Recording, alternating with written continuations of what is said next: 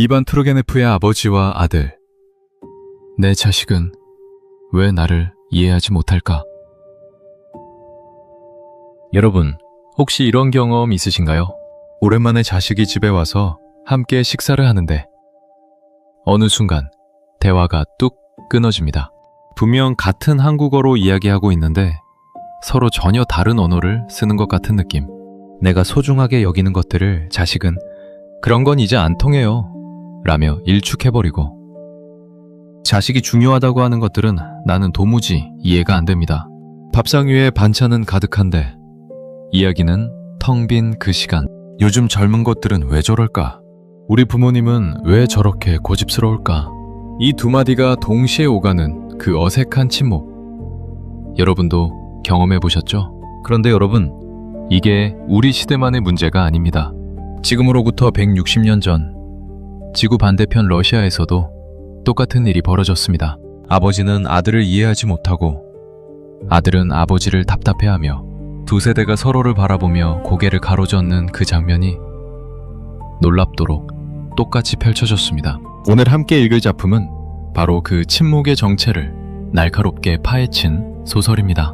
러시아의 위대한 작가 이반 투르게네프가 1862년에 발표한 아버지와 아들.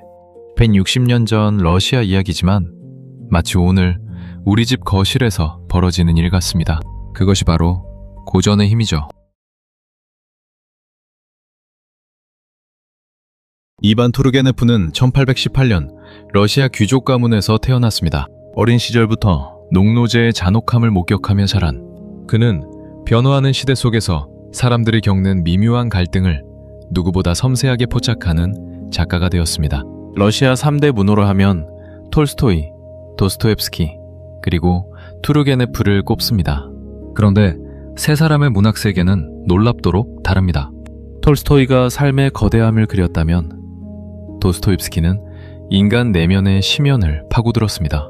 그렇다면 투르게네프는요? 그는 사랑하는 사람들 사이에 작은 균열을 그렸습니다.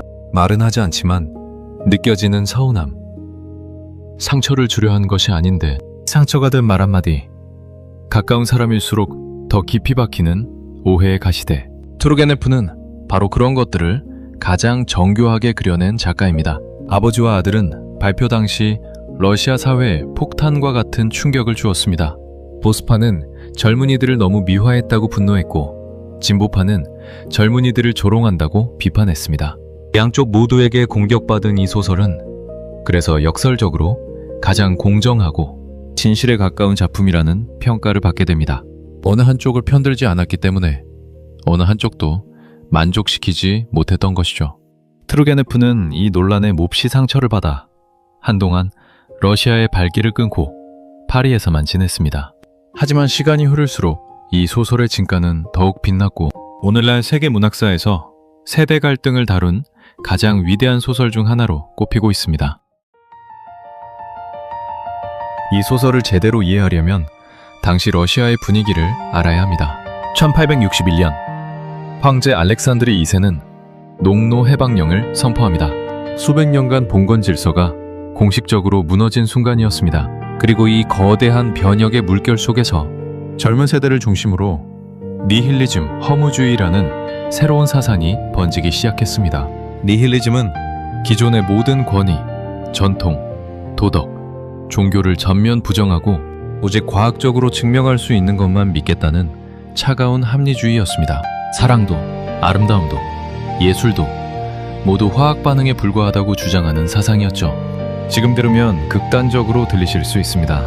하지만 당시 젊은이들 입장에서는 충분히 이해할 수 있는 반응이었습니다. 수백 년 동안 이것이 전통이다, 이것이 옳다고 가르쳐온 기성세대가 사실 농노제라는 거대한 불에 위에 올라타 있었다는 것이 드러난 순간 젊은 세대는 그 전통과 질서 전체에 의문을 품기 시작한 겁니다.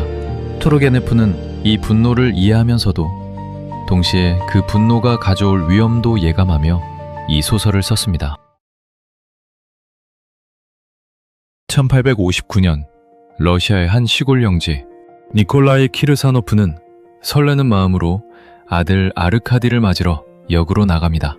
니콜라이는 전형적인 러시아 9세대 귀족입니다. 아내를 일찍 여의고 홀로 아들을 키웠으며 푸시킴의 시를 사랑하고 자연의 아름다움에 감동받는 온화한 사람입니다.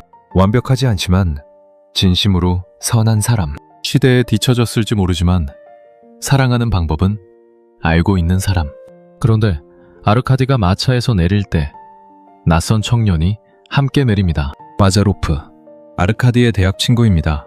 바자로프는 첫인상부터 범상치 않습니다. 키가 크고 눈빛이 날카로우며 주변을 압도하는 존재감이 있습니다. 그는 귀족 출신이 아닙니다. 시골 의사의 아들로 태어나 오직 실력으로 대학에 입학한 청년이죠. 그리고 그는 스스로를 니힐리스트라고 당당하게 선언합니다. 니콜라이는 아들의 친구를 반갑게 맞이하려 하지만 이미 뭔가 묘하게 어색한 기운이 느껴집니다. 아들 아르카디는 아버지를 대할 때마다 자꾸 바자로프의 눈치를 봅니다. 마치 아버지가 또 촌스럽게 굴지는 않겠지 라고 걱정하는 것처럼요.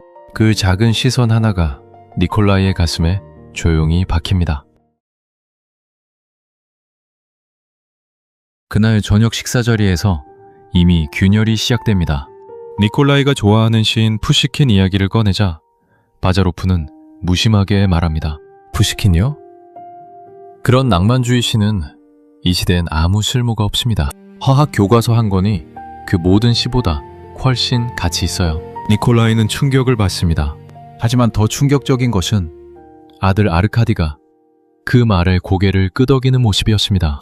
평생 자신이 소중히 여겨온 것들이 아들에게는 쓸모없는 취급을 받는 그 순간 니콜라이는 반박하지 않습니다.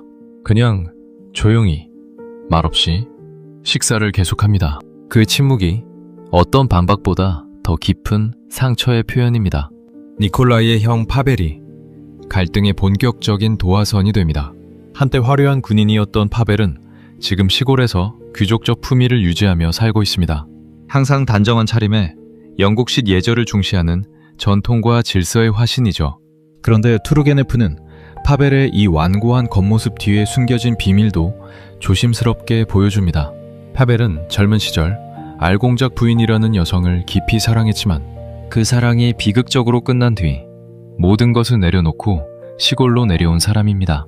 전통과 원칙을 그토록 강하게 붙드는 이유가 어쩌면 사랑을 잃은 후 자신을 지탱할 무언가가 필요했기 때문인지도 모릅니다.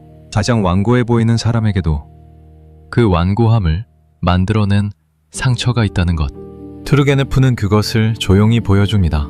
파벨과 바자로프는 처음 만나는 순간부터 서로를 본능적으로 적대시합니다. 어느 날 저녁, 두 사람 사이에 치열한 논쟁이 벌어집니다. 당신은 모든 것을 부정한다고 했는데 그렇다면 무엇을 믿습니까? 파벨이 묻습니다. 저는 원칙을 믿지 않습니다. 오직 사실만을 믿어요. 사람들이 원칙이라고 부르는 것들은 대부분 편견에 불과합니다. 조국도 인민도 사랑하지 않는다는 말입니까? 사랑이라는 감정 자체가 과학적으로 분석하면 그저 신경계의 반응일 뿐입니다. 부수기만 하고 무엇을 채울 것입니까? 그것은 우리가 할 일이 아닙니다. 먼저 부수는 것이 우선입니다. 깨끗하게 쓸어낸 빈 땅이 낡은 건물이 서 있는 것보다 낫습니다. 이 논쟁에서 투르게네프는 어느 쪽의 손도 들어주지 않습니다. 바자로프의 말에는 날카로운 진실이 있습니다. 낡은 것을 맹목적으로 지키는 것은 분명 문제가 있죠. 하지만 파벨의 반론도 틀리지 않습니다. 부수기만 하고 아무것도 세우지 않는다면 그것은 파괴일 뿐입니다. 두 사람은 서로의 말을 경청하지 않습니다. 각자 자신이 옳다는 것을 증명하는 데에만 집중할 뿐이죠. 그리고 그것이 세대 갈등의 본질적인 모습입니다. 두 청년은 이웃 도시로 여행을 떠나고 그곳에서 안나 오딘초바라는 아름답고 지적인 미망인을 만납니다. 안나는 독립적이고 냉철하며 자신의 삶을 완벽하게 통제하며 살고 있는 강인한 여성이었습니다. 바자로프는 처음에 안나에게도 차갑게 대합니다. 그런데 이상한 일이 벌어집니다. 안나와 대화를 나눌수록 그녀와 함께하는 시간이 길어질수록 바자로프 내면에서 그가 평생 부정해온 감정이 고개를 들기 시작합니다. 그것은 사랑이었습니다. 모든 것을 과학으로 설명하던 남자가, 감정을 화학 반응에 불과하다고 비웃던 남자가 지금 그 화학 반응에 속수무책으로 무너지고 있었습니다. 바자로프는 이 감정을 인정하기 싫어서 더욱 거칠게 굽니다. 하지만 그의 눈빛은 이미 모든 것을 말하고 있었죠. 결국 어느 날 밤, 바자로프는 안나에게 자신의 감정을 격렬하게 고백합니다. 그런데 안나는 조용히, 그러나 단호하게 거절합니다. 그녀는 바자로프에게 흥미를 느꼈지만 자신의 안락한 삶을 흔들 만큼 그를 사랑하지는 않았습니다. 바자로프는 모든 것을 부정했지만 결국 그가 가장 두려워한 것은 감정이었습니다. 그리고 그 감정은 아무리 부정하려 해도 사라지지 않았습니다. 사랑은 논리로 막을 수 있는 것이 아니었습니다. 거절당한 바자로프는 깊은 상처를 안고 오랫동안 찾아가지 않았던 부모님 집으로 향합니다. 퇴역 군의관인 아버지 바실리와 신앙심 깊은 어머니 아리나, 이 두 노인에게 아들 바자로프는 세상의 전부입니다. 그들이 힘든 삶을 버텨온 이유이고 자랑이고 기쁨이었습니다. 하늘처럼 떠받드는 아들이 돌아오자 두 사람은 눈물을 흘리며 기뻐합니다. 어머니 아리나는 부들부들 떨리는 손으로 아들이 좋아하는 음식을 준비하고, 아버지 바실리는 수줍어하면서도 아들에게 말을 걸려고 했습니다. 하지만 상심에 빠진 바자로프는 부모님의 맹목적인 사랑마저 귀찮아하며 퉁명스럽게 대합니다. 부모는 아들의 심기를 거스를까봐 발소리조차 죽여가며 눈치를 봅니다. 여러분, 이 장면이 마음에 걸리지 않으신가요? 바자로프는 안나에게 거절당한 상처를 안고 왔습니다. 그 아픔이 얼마나 컸는지 자신을 가장 사랑하는 사람들에게 그 아픔을 고스란히 쏟아냅니다. 가장 안전한 사람에게, 가장 자신을 사랑해주는 사람에게 우리는 종종 가장 못되게 굽니다. 그리고 그 사람들은, 바로 부모님들은 그것을 알면서도 받아냅니다. 왜냐하면 그게 사랑이기 때문이에요. 바자로프는 결국 며칠 만에 다시 떠나버립니다. 아버지는 아들의 뒷모습을 바라보며 아무 말도 하지 못하고, 어머니는 고개를 돌려 조용히 눈물을 닦습니다. 다음에 또 올 거라는 말도, 건강 챙기라는 말도 제대로 하지 못한 채로. 이 짧은 장면이 소설에서 가장 가슴 아픈 순간 중 하나입니다. 부모의 사랑이 아무리 크고 깊어도 자식이 그것을 받아들일 준비가 되지 않으면 그 사랑은 허공을 맴돌고 맙니다. 하지만 그렇다고 부모는 사랑을 멈추지 않습니다. 그냥 조용히 계속 사랑합니다. 한편 아르카디는 안나의 여동생 카차와 사랑에 빠집니다. 소박하고 따뜻한 카차와 함께하면서 아르카디는 자신이 바자로프의 사상을 진심으로 믿었던 것이 아니라 그저 그에게 매료되어 따라갔던 것임을 깨닫습니다. 카차가 아르카디에게 조용히 말합니다. 당신은 바자로프와 다른 사람이에요. 그가 무섭게 강한 독수리라면 당신은 그 독수리를 동경하는 다른 새예요. 하지만 독수리가 되지 않아도 괜찮아요. 당신 자신이어도 충분합니다. 아르카디는 결국 바자로프와 결별하고 카차와 결혼을 결심합니다. 두 친구가 이별하는 장면은 소설에서 가장 쓸쓸한 장면 중 하나입니다. 바자로프는 아르카디의 변화를 이미 알고 있었고 담담하게 말합니다. 자네는 부드러운 삶을 위해 태어난 사람이야. 그게 나쁜 것이 아니라네. 다만 자네와 나의 길이 다른 거지. 이 말 속에는 말하지 않은 외로움이 가득 담겨 있습니다. 이제 바자로프는 완전히 혼자가 됩니다. 카랑도 실패하고 가장 가까운 친구도 떠나고 세상의 모든 것을 부정했지만 정작 그가 가장 필요했던 것은 누군가와 진정으로 연결되는 것이었는지도 모릅니다. 가장 강한 척했던 사람이 가장 혼자였습니다. 바자로프는 다시 영지로 돌아와 니콜라이의 농장을 돕습니다. 그러던 어느 날 발젠티푸스로 사망한 농부를 해부하다가 실수로 자신의 손에 상처를 입힙니다.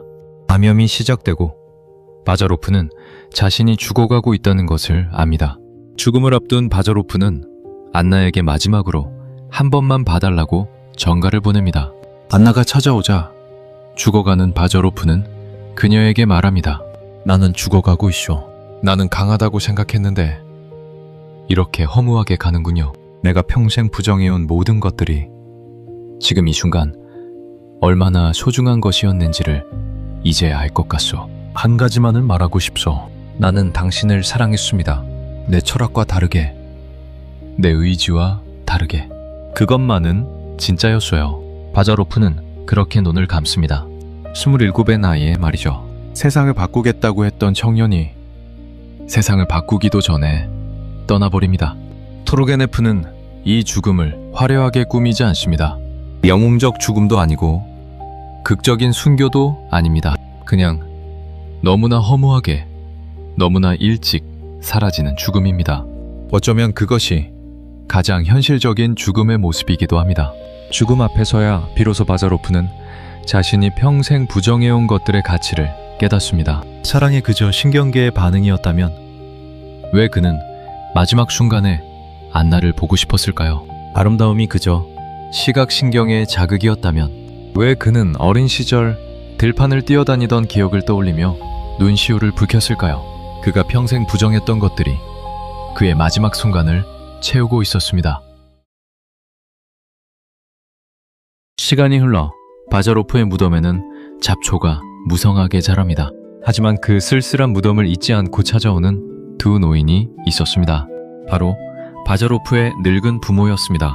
그들은 서로를 부축하며 아들의 무덤에 다가와 엎드려 통곡합니다. 투르게네프는 이 마지막 장면에서 이렇게 씁니다. 그들의 기도가, 그들의 눈물이 헛되지 않을 것이다. 사랑이란 그 어떤 철학보다 강하고 죽음보다도 강한 것이니까. 바자로프는 평생 사랑을 부정했지만 결국 그를 기억하는 것은 그가 부정했던 그 사랑이었습니다. 그의 철학은 시간과 함께 흩어졌지만 그를 향한 사랑은 무덤 앞에 남아 있었습니다. 이 소설에서 가장 아름다운 장면은 논쟁 장면이 아닙니다. 바자로프가 떠난 후 니콜라이가 혼자 앉아 달빛 아래 시를 읽는 장면입니다. 그는 낡았다고 비웃음받은 그 시를 읽으며 조용히 눈물을 흘립니다. 그 눈물은 패배의 눈물이 아닙니다. 자신이 살아온 방식, 자신이 소중히 여기는 것들이 부정당했을 때의 그 쓸쓸한 외로움의 눈물입니다. 여러분, 생각해 보십시오. 우리가 자녀들과 갈등을 겪을 때 우리가 진짜 원하는 것은 무엇입니까? 우리가 옳다는 것을 증명하고 싶은 걸까요? 아니면 그냥 내가 살아온 이 삶이 헛되지 않았다는 것을 누군가에게 인정받고 싶은 걸까요? 세대 갈등은 사실 가치관의 싸움이기 이전에 인정받고 싶은 욕구의 충돌입니다. 부모는 자신의 삶의 방식을 인정받고 싶고 자녀는 자신의 새로운 생각을 인정받고 싶어 합니다. 그 두 가지 욕구가 서로를 향해 돌진할 때 살아가는 사람들 사이에 가장 깊은 상처가 생기는 거죠. 바자로프는 틀렸을까요? 그의 니힐리즘은 분명 극단적이었습니다. 실제로 그 자신이 그 극단성에 의해 가장 먼저 무너졌죠. 하지만 그가 던진 질문들은 틀리지 않았습니다. 맑은 것이라고 해서 반드시 좋은 것인가? 권위가 있다고 해서 반드시 옳은 것인가? 이 질문들은 당시에도 필요했고 지금도 필요합니다. 바자로프의 비극은 그가 틀렸기 때문이 아니라 그가 지나치게 혼자였기 때문입니다. 그리고 아르카디는 이 소설에서 가장 현실적인 인물입니다. 강한 사람에게 끌리면서도 결국 자신의 본성으로 돌아오는 사람. 우리 자녀들이 새로운 사상에 열광하고 기존 가치를 부정하는 것처럼 보일 때 잠깐 기다려 주십시오. 아르카디처럼 많은 젊은이들은 결국 자신의 본래 자리로 돌아옵니다. 그 여정 동안 우리가 할 수 있는 것은 그가 언제든 돌아올 수 있는 집을 지키고 있는 것입니다. 한 가지 더 말씀드리고 싶은 것이 있습니다. 이 소설에는 사실 조용한 영웅이 한 명 있습니다. 바로 니콜라입니다. 그는 아들에게 상처를 받고 바자로프에게 무시를 당하고 형 파벨과는 세대 차이도 없는데 종종 혼자 남겨집니다. 그러면서도 그는 한 번도 자식을 원망하지 않습니다. 바자로프를 미워하지도 않습니다. 그는 그냥 조용히 묵묵히 자신의 자리를 지킵니다. 저녁이 되면 바이올린을 켜고 달빛 아래 시를 읽고 여전히 내일을 준비합니다. 그 작은 일상의 고집이 어쩌면 가장 위대한 저항일지도 모릅니다. 세상이 자신을 구식이라고 손가락질해도 자신이 아름답다고 믿는 것들을 계속 아름답다고 여기는 것. 그것이 니콜라이가 우리에게 보여주는 삶의 자세입니다.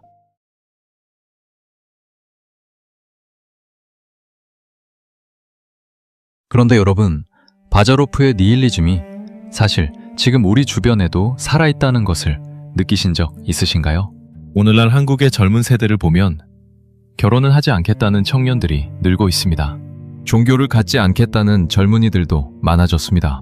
회사에 평생을 바치는 것을 당연하게 여기지 않고 권위 있는 사람의 말이라도 납득이 되지 않으면 따르지 않겠다는 태도가 퍼지고 있습니다. 기성세대의 눈에는 이것이 무책임하거나 이기적으로 보일 수도 있습니다. 우리 때는 그래도 참고 버텼는데 라는 말이 절로 나오기도 하죠. 하지만 잠깐 생각해보면 이것이 바자로프의 외침과 얼마나 닮아 있는지 모릅니다. 당연하다고 여겨왔던 것들이 정말 당연한가? 권위가 있다고 해서 반드시 옳은가? 내가 원하지 않는 삶을 전통이라는 이름으로 강요받아야 하는가? 160년 전 러시아 청년의 질문이 오늘 우리 집 거실에서도 울리고 있는 겁니다. 물론 바자로프가 그랬듯 모든 것을 부정하고 아무것도 세우지 않는 것만이 답은 아닙니다.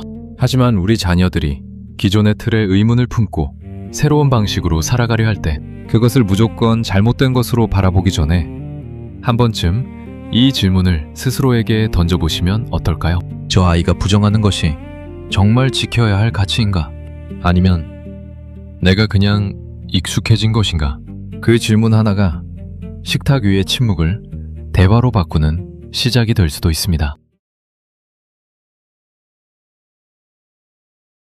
160년이 지난 지금 우리는 이 소설을 읽으면서 무엇을 느낄까요? 아마 많은 분들이 니콜라이를 보면서 자신을 보셨을 겁니다. 열심히 살아왔는데 자녀에게 아버지는 몰라요, 엄마는 이해 못해요 라는 말을 들을 때의 그 쓸쓸함, 혹은 바자로프를 보면서 젊은 시절 자신을 보셨을 수도 있습니다. 부모님이 답답하게 느껴지고 새로운 세상을 향해 달려가던 그 시절, 세대 차이는 언제나 있었고 앞으로도 있을 것입니다. 중요한 것은 이기는 것이 아니라 그 갈등 속에서도 사랑의 끈을 놓지 않는 것입니다. 바자로프의 부모처럼 아무 말 없이 무덤 앞에 앉아 아들을 그리워할 수 있는 그 사랑, 니콜라이처럼 달빛 아래 혼자 시를 읽으며 눈물을 흘리는 그 소박한 사랑, 그것들이 어떤 철학보다 위대합니다. 오늘 이 영상을 보신 후 혹시 떠오르는 자녀가 있다면 전화 한 통 걸어보시는 건 어떨까요? 그동안 고마웠다는 말, 미안했다는 말, 그래도 사랑한다는 말, 우리가 먼저 건네지 않으면 언제 다시 할 수 있을지 아무도 모르는 말들이니까요. 바자로프의 부모는 그 말을 미처 다 전하기도 전에 아들을 잃었습니다. 우리는 그렇게 되지 않아도 됩니다. 아직 시간이 있으니까요. 오늘도 긴 영상 함께 해주셔서 감사합니다. 다음 시간에는 또 다른 고전 속에서 우리 삶의 이야기를 찾아오겠습니다.